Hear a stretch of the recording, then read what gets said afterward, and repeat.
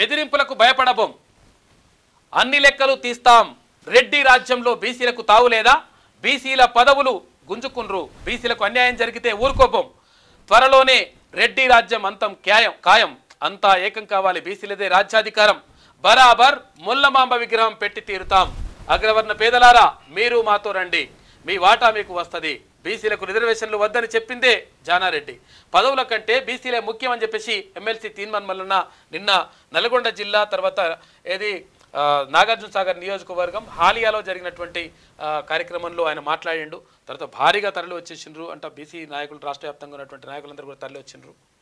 అధికార పార్టీలో ఉండా సరే బీసీలకు అన్యాయం జరిగితే ఊరుకునేది లేదని, పదవుల కంటే బీసీల ముఖ్యమని ఎమ్మెల్సీ తీన్మార్ మల్లన్న మరోసారి స్పష్టం చేశారు.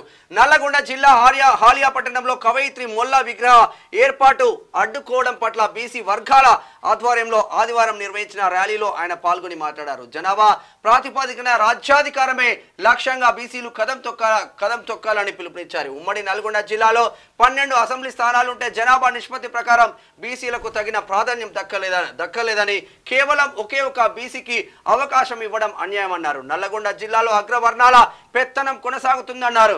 అసెంబ్లీ ఎన్నికల్లో 12 స్థానాలకు 3 రిజర్వ్ స్థానాలు, 1 బీసీ మినహా 8 స్థానాలు అగ్రవర్ణాల ఎమ్మెల్యేలు ఉండడం దయనీయమైన పరిస్థితికి అద్దం పడుతుందని చెప్పారు. ప్రజలారా మీరు గమనించండి, మున్సిపల్ చైర్పర్సన్ గా పనిచేస్తున్న ఆడబిడ్డ పార్వతమ్మ తన భర్తకు ఆరోగ్యం బాగాలేక కోమాలో ఉంటే కనీసం జాలి లేకుండా ఆమె మున్సిపల్ చైర్పర్సన్ పదవిని గుంజుకొని నరేందర్ రెడ్డి అనే వ్యక్తికి కట్టబెట్టారు. అదేవిధంగా మార్కెట్ కమిటీ చైర్మన్ పదవిని సైతం బీసీ బిడ్డ వెంకటేశ్వర్ యాదవ్ నుంచి లాక్కొని శేఖర్ రెడ్డికి ఇచ్చిళ్ళు. నిజంగా ఉమ్మడి నల్గొండ జిల్లాలో కోమటిరెడ్డి బ్రదర్స్ ఒకవైపు 2 సీట్లు, ఉత్తమ్ కుమార్ రెడ్డి సత్యమాని 2 సీట్లు, 4 కథం.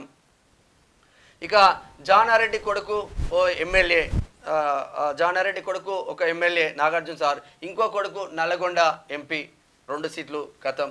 అంటే కుటుంబాలే రెడ్డి కుటుంబాలు తప్ప ఇక దీంట్లో బీసీలు కనిపిస్తలేరా? 100% అవకాశాలు దక్కాలి బీసీలకు, అంటే రావాల్సినటువంటి వాటర్ రావాలి.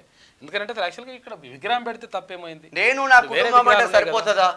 విగ్రహాలు ఉన్నాయి కదా, ఆ విగ్రహానికి మళ్ళీ కూలగొట్టాల్సిన అవసరం ఏముంటుంది? మిద్దె కడితే మిద్దె కూలగొట్టేసిండ్రు. ఇప్పుడు మిగతా ఏం లేవా అంటే మరి అన్నీ ఉన్నాయి, మళ్ళీ అన్నీ ఉన్న తర్వాత మరి ఇదెందుకు కూలగొట్టాలి? మరి వేరే వాళ్ళ విగ్రహాలు పెడతారు, వేరే వాళ్ళ విగ్రహాలు పెడుతున్నప్పుడు మరి వేరే వాళ్ళ ఓట్లు వద్దా? అందరూ పెట్టుకుంటారు కదా. అట్లా అని చెప్పేసి ఇప్పుడు మనము అంటే ఎవరి లేకపోతే ప్రాబ్లం ఏం లేదు నిజంగా కూడా, కానీ మరి అందరి పెట్టినప్పుడు ముల్లమాంబ విగ్రహం పెడితే తప్పు వచ్చిందా? అంటే కుమ్మరులు అంటే అట్లా అంత తక్కువ కనిపిస్తున్నారా? వాళ్ళ ఓట్లు అవసరం కానీ అవసరం లేదా? నిన్న జరిగిన కార్యక్రమానికి సంబంధించి ఫోటోలు మనం చూసుకోవచ్చు. తీన్మార్ హాలియా నిన్న జస్ట్ అంటే ఓన్లీ కుమ్మరులు పెట్టుకున్న సభకు అన్ని బీసీ నాయకులు తరలి వచ్చిన పరిస్థితి.